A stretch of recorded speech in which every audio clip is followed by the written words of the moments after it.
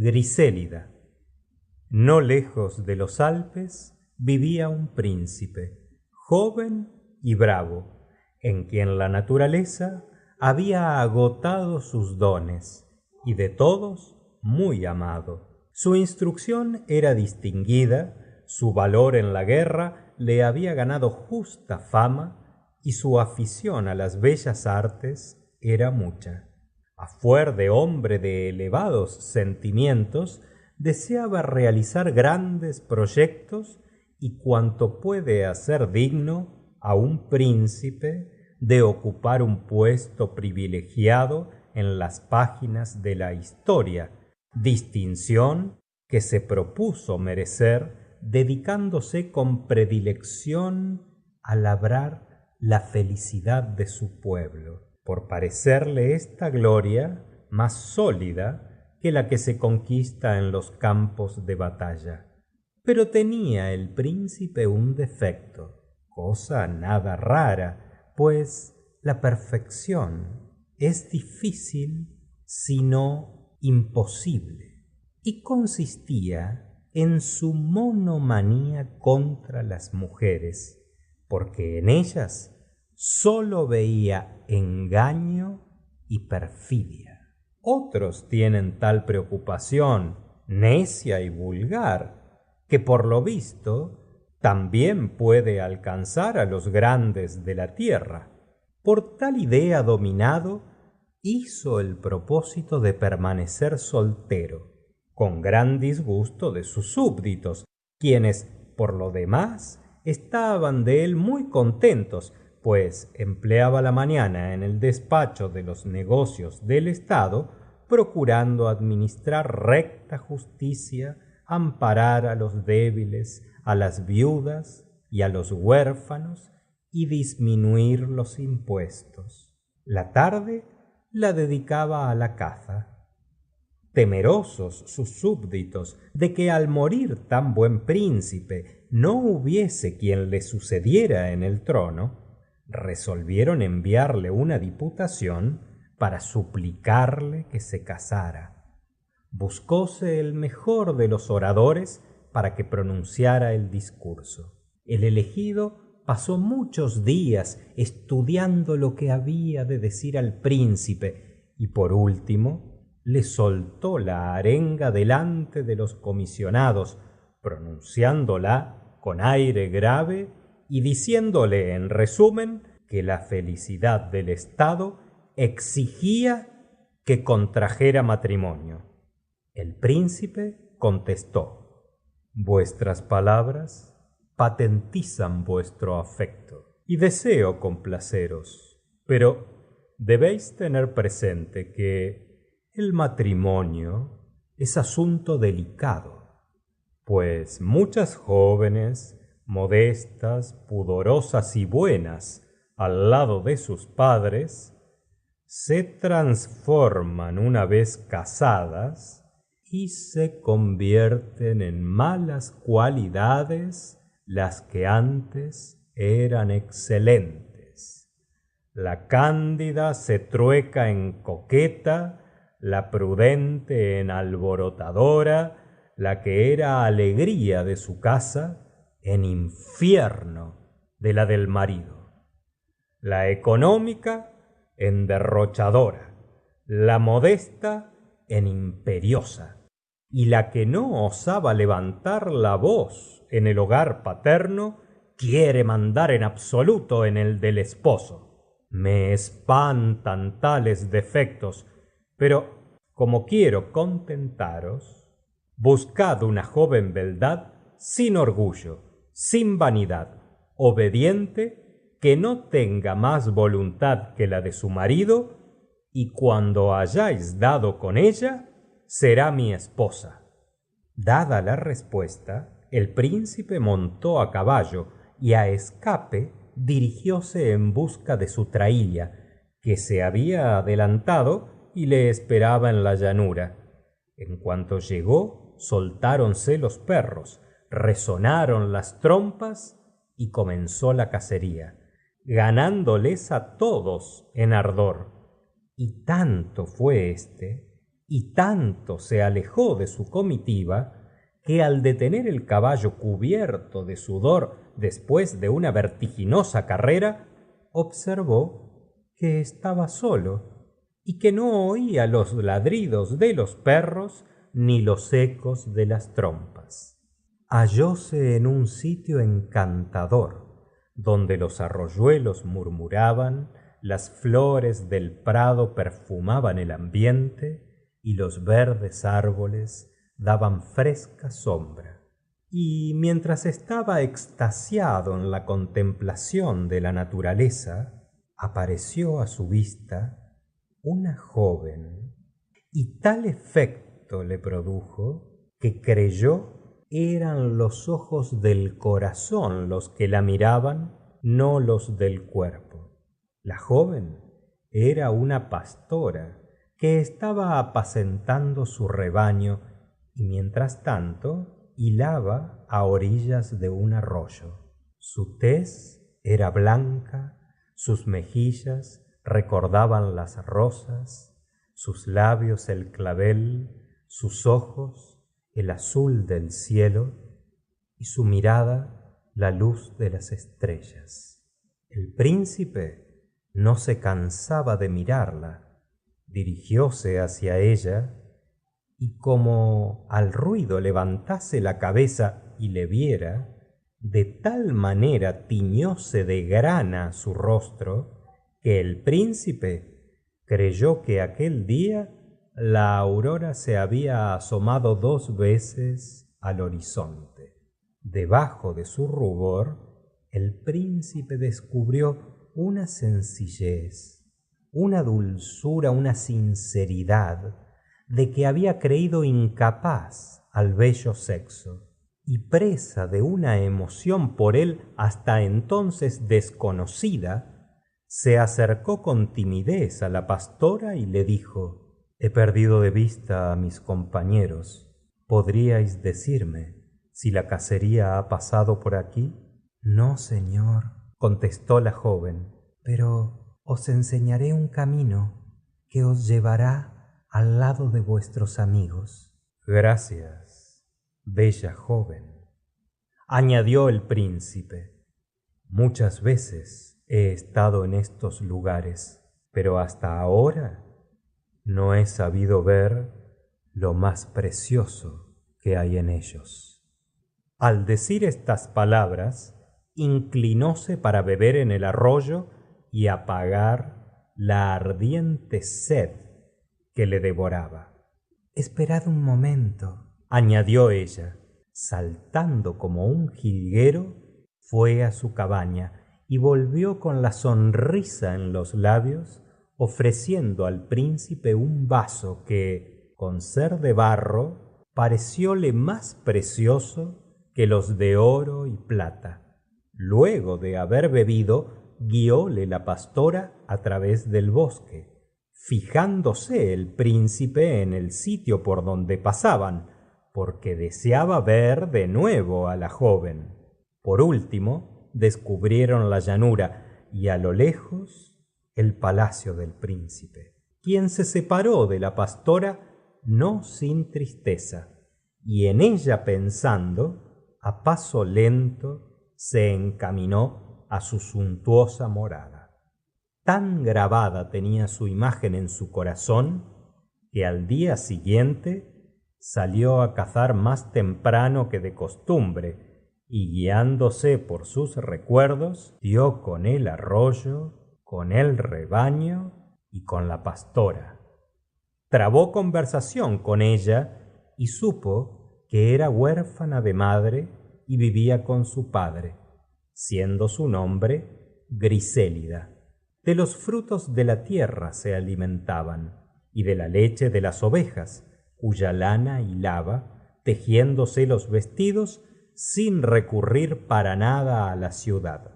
A medida que oía a la joven, la llama del amor iba en aumento en el corazón del príncipe, porque se le aparecían las bellezas del alma de la pastora. Con sentimiento despidióse de ella y al llegar a su palacio mandó reunir su consejo y le dijo: mis pueblos quieren que me case, y accediendo a sus deseos, he buscado la mujer que ha de compartir conmigo el trono. Entre vosotros la he hallado, y es hermosa, prudente y honesta. Al elegirla de este país, he hecho lo que mis antepasados muchas veces hicieron. No os diré quién es la preferida hasta el día de la boda. La noticia cundió con tanta rapidez que al poco rato no hubo quien la ignorara, siendo general la alegría y grande la satisfacción del orador que había expuesto al príncipe la conveniencia de casarse, pues atribuía únicamente a su discurso el mérito de la resolución. Cada joven creyó que ella era la elegida, y todas se vistieron con coquetería, hablaron con melindre y se peinaron con esmero. Comenzaron los preparativos para los festejos públicos.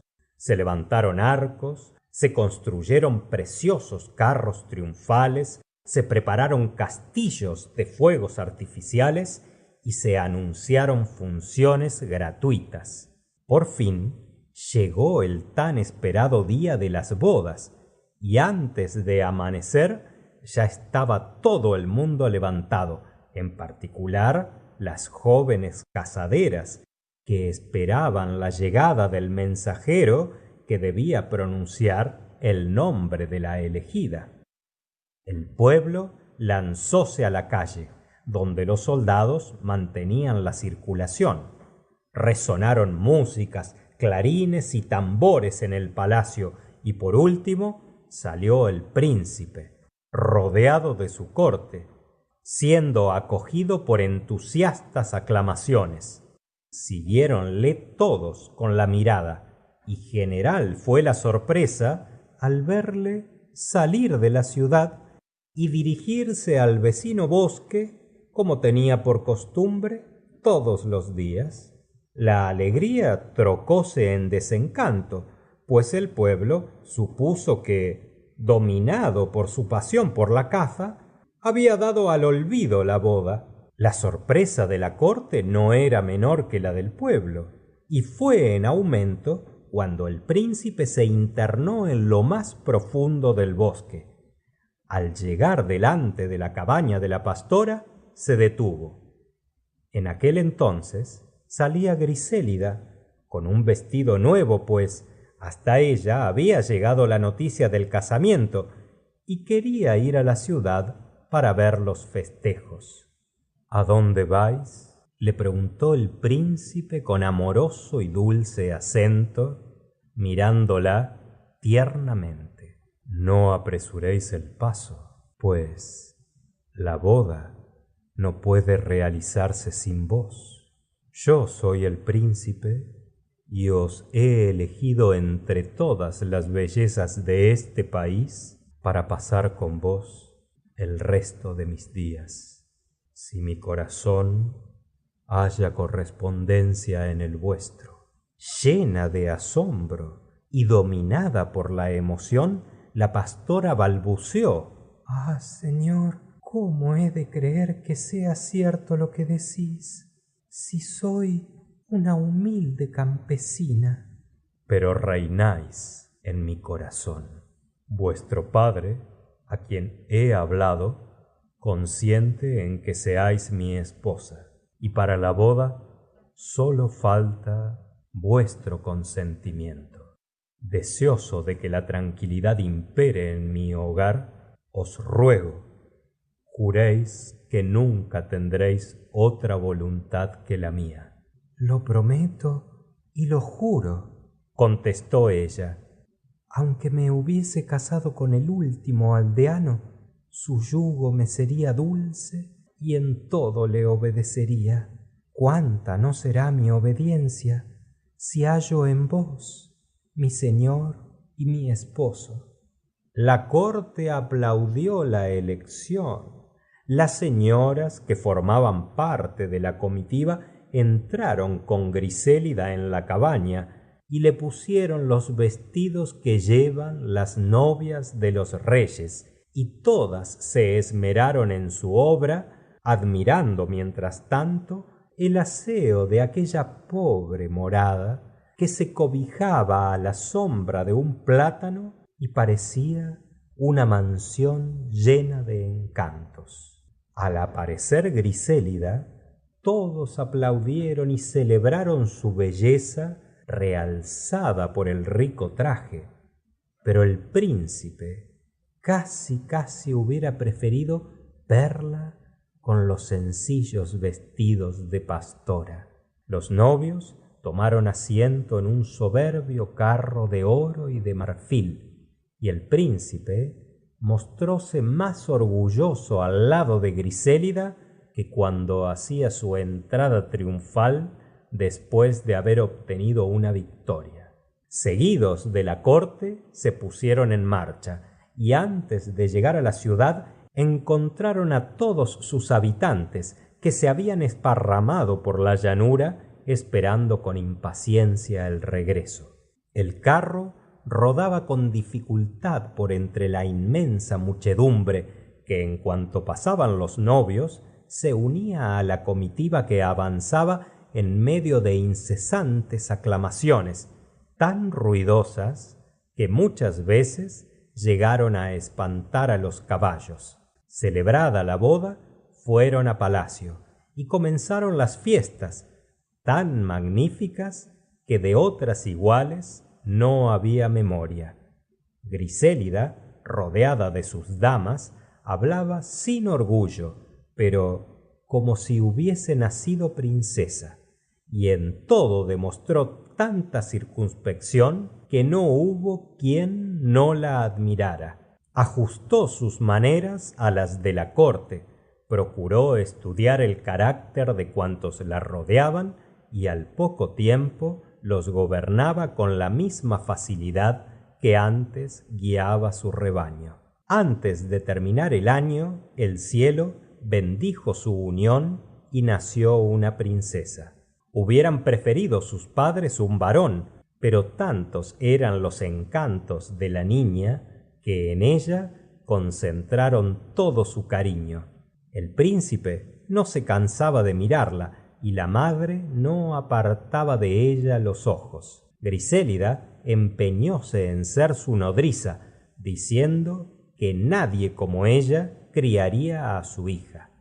Fuese que su pasión hubiese disminuido, o que la mala idea que antes se tenía formada de las mujeres se hubiese renovado, creyó el príncipe que había poca sinceridad en las palabras y en los actos de su esposa, y comenzó a observarla primero, a vigilarla después, a contrariarla luego, acabando por mostrarse tan extremado que no le permitió salir del palacio ni consintió que tomase parte en los placeres de la corte. Como si esto no fuera bastante, la tuvo encerrada en su aposento, mostrándose desconfiado hasta de la luz del día, que sólo consintió entrara a medias, y por último pidióle de una manera brusca que le entregara todas las joyas que como prueba de amor le había regalado el día de su boda, para que no realzara con adornos su natural belleza. Grisélida se las dio con el mismo placer con que las había recibido, porque se dijo que entonces, como ahora, complacía a su marido, cuya voluntad debía ser la suya. Mi esposo y señor, pensó, me mortifica por ponerme a prueba, y hace bien, puesto que en medio de los placeres podría debilitarse mi virtud. Si tal no es el propósito de mi marido, bendito sea Dios, que prueba mi constancia y mi fe, a cuya suprema bondad soy deudora, de que por medio de tantas contrariedades quiera corregir mis defectos. Bendito sea ese rigor que por más que me haga sufrir, es tan provechoso. y bendita sea la bondad paternal de Dios y la mano de que se sirve para mi salvación. A pesar de que Grisélida obedecía sin replicar todas las órdenes del príncipe, éste se decía: su virtud es fingida y su hipócrita resignación se debe a que no la he herido en lo que ama. Su hija ha de vencerla. Entró en su cámara y hallóla que estaba jugando con la princesita después de haberla amamantado. Mucho la amas, murmuró su marido, pero es necesario que te separes de ella, porque quiero que desde la más tierna edad se formen sus costumbres y, además, preservarla de ciertos defectos que a tu lado podría adquirir. Su buena suerte ha querido que encontrase una dama de talento que sabrá infundir en su alma todas las virtudes y darle la educación que corresponde a una princesa. Por lo tanto, disponte a separarte de tu hija, pues en breve vendrán por ella. Pronunciadas estas palabras, salió el príncipe de la estancia, pues no tuvo el corazón bastante duro para presenciar el cumplimiento de sus órdenes y ver cómo arrebataban la única prenda de su amor a Grisélida, que llorando y abatida esperó el fatal momento. Cuando apareció la persona encargada de dar cumplimiento al mandato del príncipe, la infeliz madre murmuró: es necesario obedecer. Abrazó a su hija, pareció querer devorarla con la mirada, besóla con la efusión del cariño maternal y llorando a mares se separó de ella. Cerca de la ciudad había un monasterio famoso por su antigüedad, habitado por monjas sujetas a una regla austera y regidas por una abadesa ilustre por su piedad. Allí fue llevada la niña sin declarar su nombre ni cuna, si bien algunas preciosas alhajas que se la hallaron indicaron que no quedarían sin recompensa los cuidados que se le prodigaran. El príncipe se entregó con más ardor que antes a los violentos ejercicios de la caza, para ahogar la voz de su conciencia, que le reprendía su crueldad, y cuando volvió a presentarse delante de su esposa, lo hizo con el recelo del que va a hallarse enfrente de una fiera a la que ha arrebatado sus pequeñuelos. Pero Grisélida le recibió con la misma ternura y tuvo para él sonrisas tan dulces como en los mejores días de su felicidad. Tal proceder conmovióle, mas logró la desconfianza dominarle y 2 días después, queriendo sujetar a su esposa a más rudas pruebas, le dijo con fingido sentimiento que su hija había muerto. Tan funesto fue el efecto producido por la terrible nueva, que el príncipe sintió por un instante el vehemente deseo de poner término al dolor de Grisélida, diciéndole que la noticia era inexacta, pero siempre desconfiado, quedaron vencidos los nobles ímpetus de su corazón. La infeliz princesa procuró hacerse superior a sus penas y mostrarse cada vez más amante con su marido. 15 años transcurrieron sin que nada turbase la paz perfecta en que vivían, mostrándose ambos igualmente cariñosos. Luego, si alguna vez el príncipe la contrariaba, era para mostrarse después más enamorado. Y mientras tanto, creció la joven princesa, hermosa, reflexiva, dulce, candorosa, vivo retrato de su encantadora madre, a cuyas cualidades reunía las nobles de su ilustre padre. Vióla por casualidad un joven cortesano de alta prosapia, superando a la cuna la belleza y los dotes, y de ella enamoróse locamente. Adivinó la princesa el amor que inspiraba, y transcurrido algún tiempo, también ella acabó por enamorarse.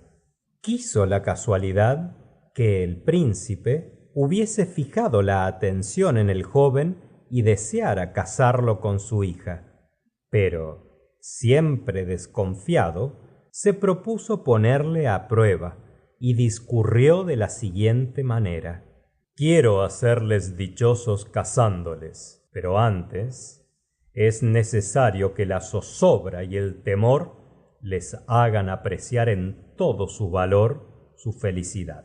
Al mismo tiempo, realzaré por medio de la piedra de toque del sufrimiento la paciencia de mi esposa, no ya como hasta el presente para tranquilizar mi loca desconfianza, puesto que no me es posible dudar de su amor, sino para que su bondad, su dulzura, su admirable prudencia brillen a los ojos de todo el mundo y todos la respeten al admirar sus nobles y extraordinarias cualidades.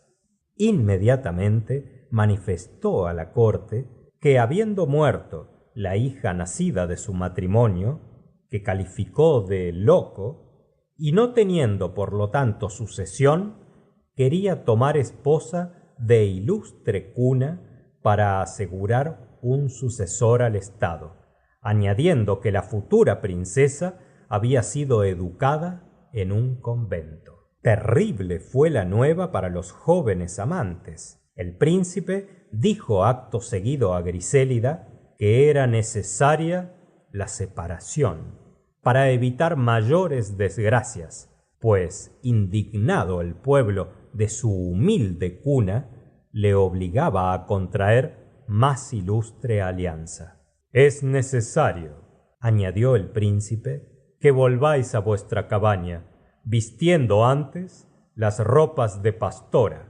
que he mandado prepararos. La princesa oyó pronunciar su sentencia, procurando mostrarse resignada y sin despegar los labios para quejarse. Y si bien hizo grandes esfuerzos para que su rostro permaneciese tranquilo, no pudo impedir que gruesas lágrimas rodasen por sus mejillas.